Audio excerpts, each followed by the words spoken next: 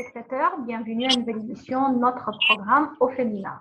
Aujourd'hui, nous serons en compagnie de notre invité, l'architecte Rehab Menharaoui. Et ensemble, nous allons découvrir non seulement les points marquants de sa vie, mais également nous allons découvrir son parcours comme architecte et également ses aspirations pour l'avenir. Rehab Menharaoui, bienvenue à notre programme. Ravi d'être avec vous aujourd'hui. Merci bien, Yamuna. Rehab, on commence toujours notre interview avec les souvenirs de l'enfance, puisque c'est une période de la vie de l'être humain qui marque sa vie pour toujours. Qu'est-ce que vous retenez en tête de cette phase de votre vie? Je me souviens toujours bien de l'école, parce que j'ai été dans plusieurs écoles, en effet. Enfin, il y avait beaucoup des écoles et ça m'a beaucoup affectée. Oui. Encore plus, j'avais deux frères, j'avais pas des sœurs. Enfin, j'ai été, c'était vraiment tellement bien d'avoir des garçons dans ma vie parce que ça m'a donné beaucoup de courage. Rehab, vous avez mentionné que vous avez passé votre enfance entre plusieurs écoles. Ça peut être un atout ou un inconvénient. Vous pouvez faire beaucoup d'amis, mais également vous pouvez sentir une instabilité. Parlez-moi de votre expérience. Comment ça s'est passé cette expérience entre plusieurs établissements scolaires? Ça m'a changé beaucoup parce que j'étais assez timide et j'avais allé à une école religieuse, le franciscain. Et ensuite, j'ai été avec les rebelles du lycée. Alors, ça m'a beaucoup changé, mais dans une direction très positive, je pense. Parce que, en effet, avec les religieuses, on doit toujours soigner les mots très bien, avoir de la discipline tout le temps. Mais dans une école comme le lycée, j'ai appris à parler ce que je veux dire. Enfin, c'était de la liberté. Très bien. Également, vous, pour la période de l'université, les études à l'université, vous avez choisi un domaine qui est à la mode à la fois, mais également qui mérite beaucoup de travail et d'attention. L'architecture, c'est ça? Oui. Pourquoi? Pourquoi vous avez choisi l'architecture? Mon père était ingénieur. Ça a commencé comme ça. J'ai été à l'université des Polytechniques, comme ma famille. Mais enfin, c'était toujours l'architecture qui m'a rattrapée parce que l'architecture, je dis toujours que c'est la moitié de l'art et la moitié ingénieur. Alors, c'était pourquoi j'ai choisi l'architecture. Parce que je voulais être les deux, une artiste et encore un ingénieur. Et un bon architecte, quelles sont ses caractéristiques selon vous? Un bon architecte doit comprendre très bien les gens. Un bon architecte et un bon ingénieur, tous les gens. Mais il faut comprendre très bien les gens. Parce que les gens toujours ont des aspirations cachées. Enfin, on fait une maison, on fait un bureau, on fait n'importe quoi, mais on veut toujours envoyer des messages et on veut toujours faire des déclarations pour le monde.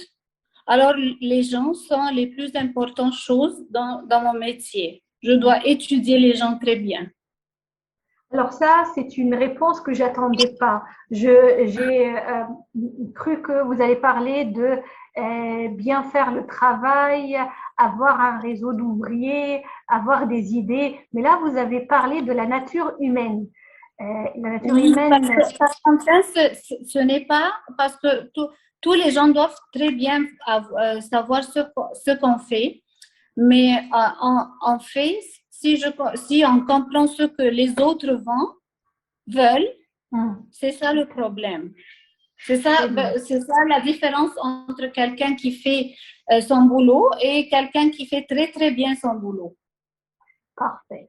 Vous avez terminé les études sans problème et vous vous êtes lancé dans le monde professionnel. Parlez-moi de vos premiers pas comme architecte. J'ai travaillé dans exactement 3 bureaux de design. J'ai passé longtemps dans chaque bureau parce que je voulais vraiment avoir l'expérience et en plus, je me sentais à la maison. Chaque fois que je travaillais dans un bureau, je me sentais très bien à ma place. Alors, j'ai fait beaucoup des voyages et aussi j'ai rencontré beaucoup des gens. Il y a beaucoup de diversité des architectures dans le monde. Les Anglais ne sont pas comme les Allemands, ils ne sont pas comme les Espagnols. Alors, ça, je pense que ça, c'était le plus positive chose, la plus avantage de travailler dans une entreprise, dans une grande entreprise, parce qu'on est soumis tout le temps à une très grande diversité.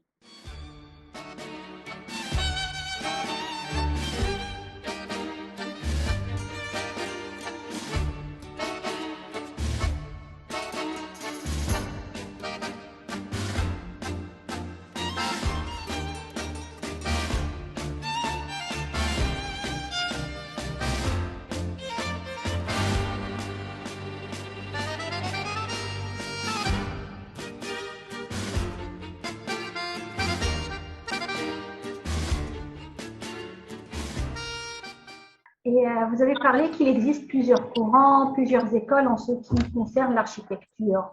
Quel est le courant que vous préfériez ou l'école que vous voyez que ça reflète vos idées et votre goût? Alors là, je pense que je ne suis pas du courant, je suis toujours encore les personnages, comme on dit, les stakeholders des projets. Alors, ce n'est pas toujours mon idée, c'est mon idée pour le projet ou mon idée pour les valeurs du projet ou mon idée pour les gens qui vont utiliser les projets. Alors, je dis qu'un projet qui est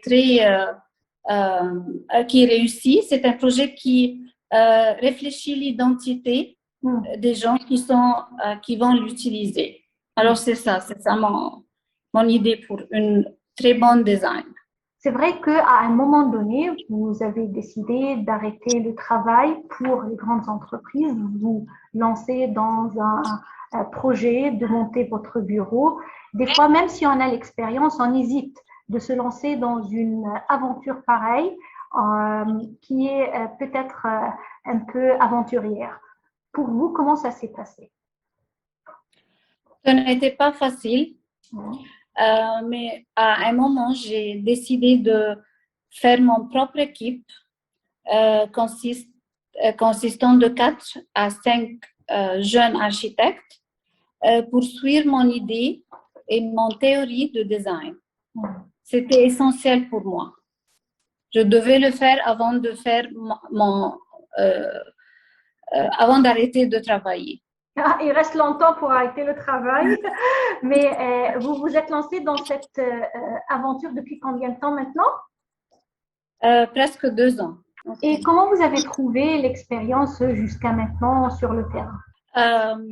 Ça s'est bien passé à mon âme. Parce qu'avec une grande équipe, on n'arrive pas à faire attention aux petits détails, mais là, avec une petite équipe, on fait attention aux petits détails et on peut poursuivre très bien les projets.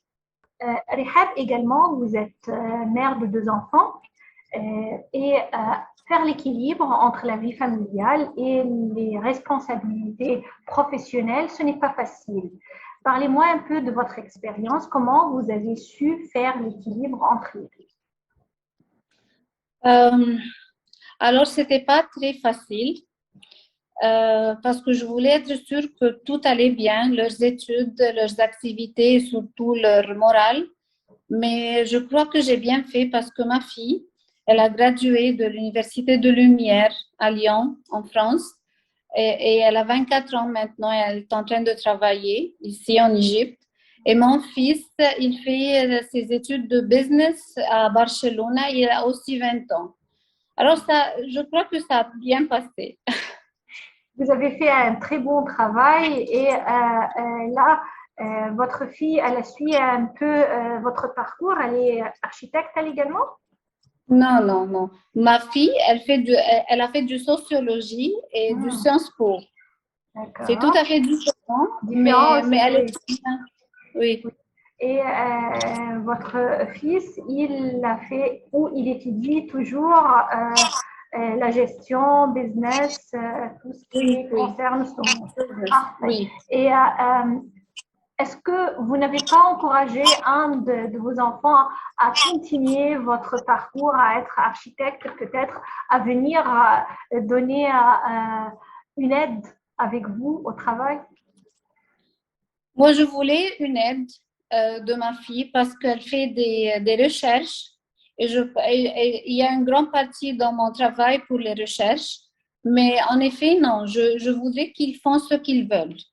Mhm. Parfait. Et également, Rehab, je voudrais savoir, au moment de détente, de vacances, où vous aimez aller en Égypte? En Égypte, là, moi, j'aime voyager. J'aime beaucoup voyager. Alors, en Égypte, on va partout.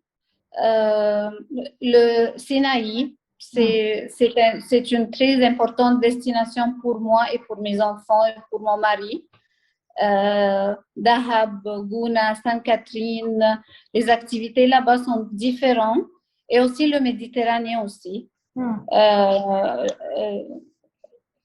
Ça veut dire les côtes, hein? La mer, les côtes, c'est ça qui vous La intéresse mer, le les plus. côtes, mais j'ai aussi été à El Wahed et c'était très intéressant. El Fayoum. J'étais partout en Égypte, presque partout Oui. en Égypte.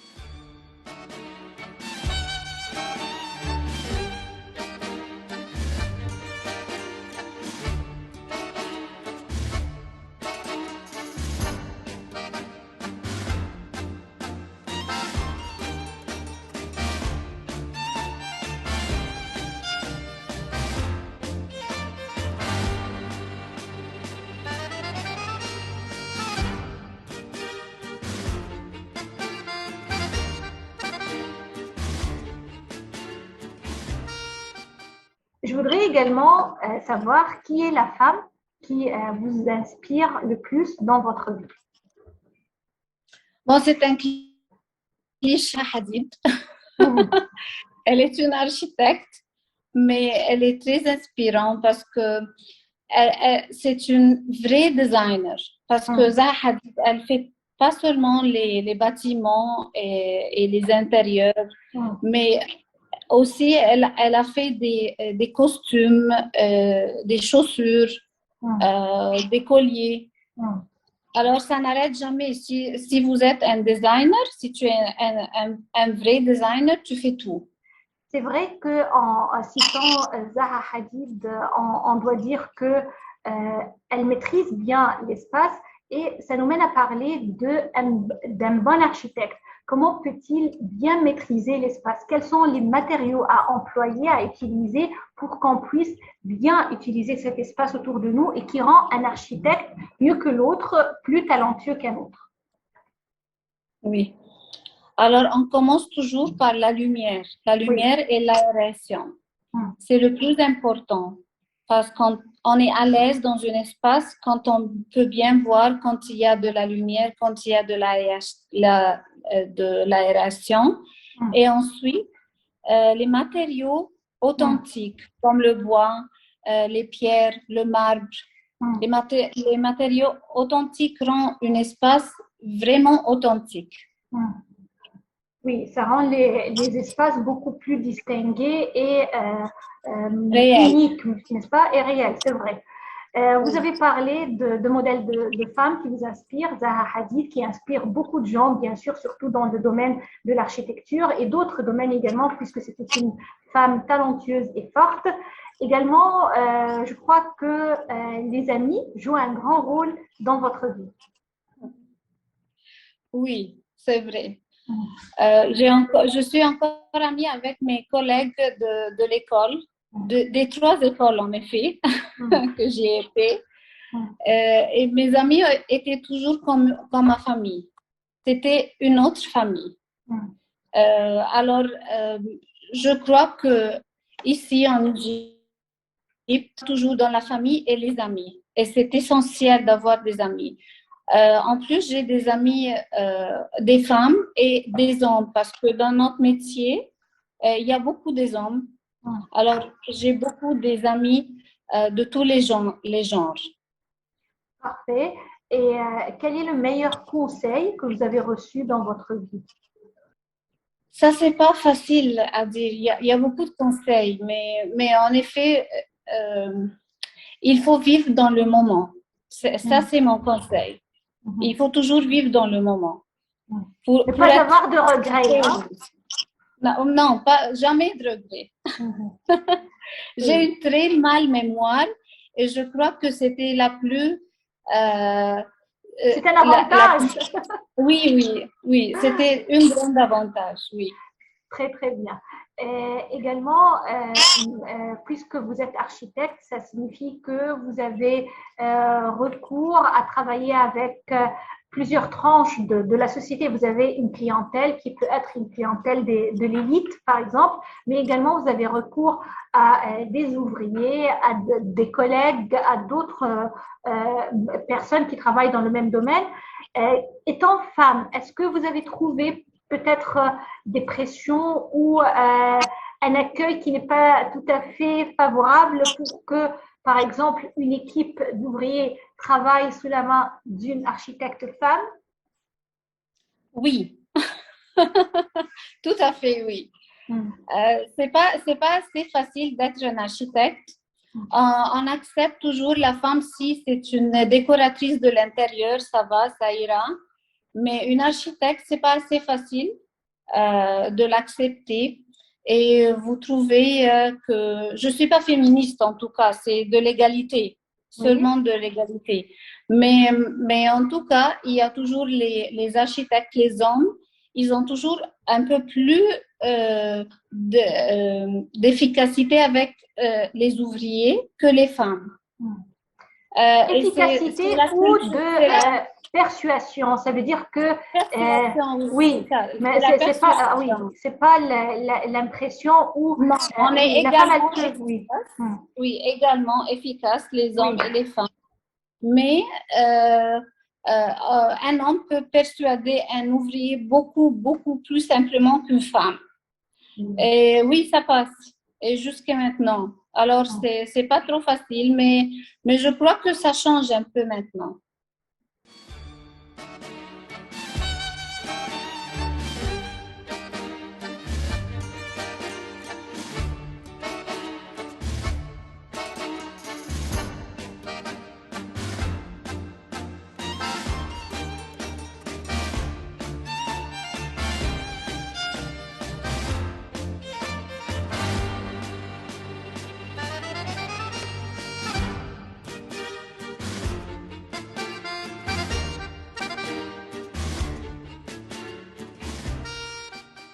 À part le travail, est-ce que vous pratiquez d'autres hobbies, des activités?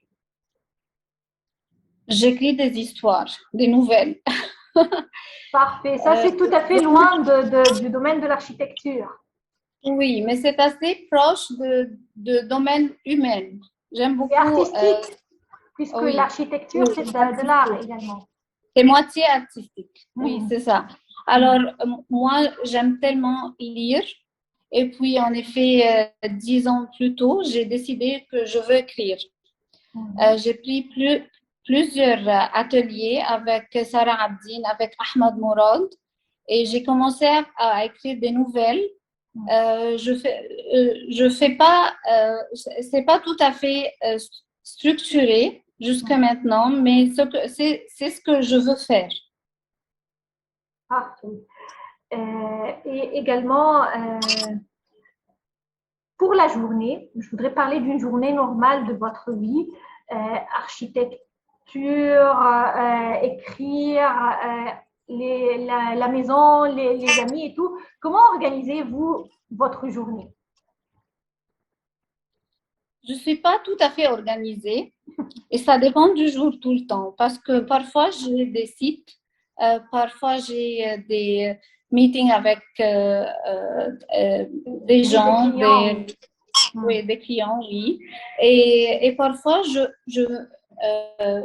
je dois rester au bureau jusqu'au minuit.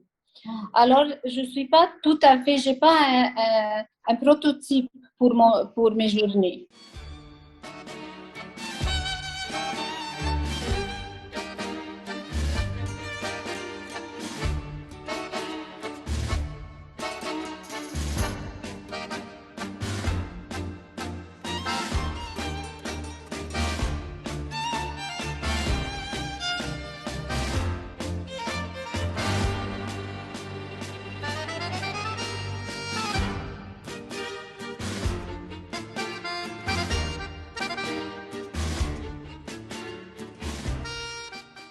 Rehab Manharawi, avant de terminer notre édition, je voudrais savoir quelles sont vos aspirations.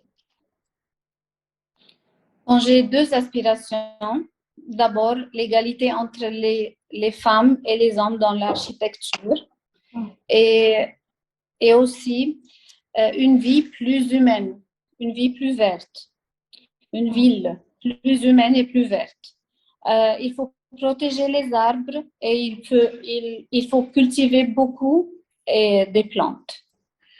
Puisque vous l'avez mentionné, une ville verte, il existe actuellement ce genre, ce qu'on appelle les écosystèmes, les villes vertes, et l'Égypte adopte ce système pour les nouvelles villes.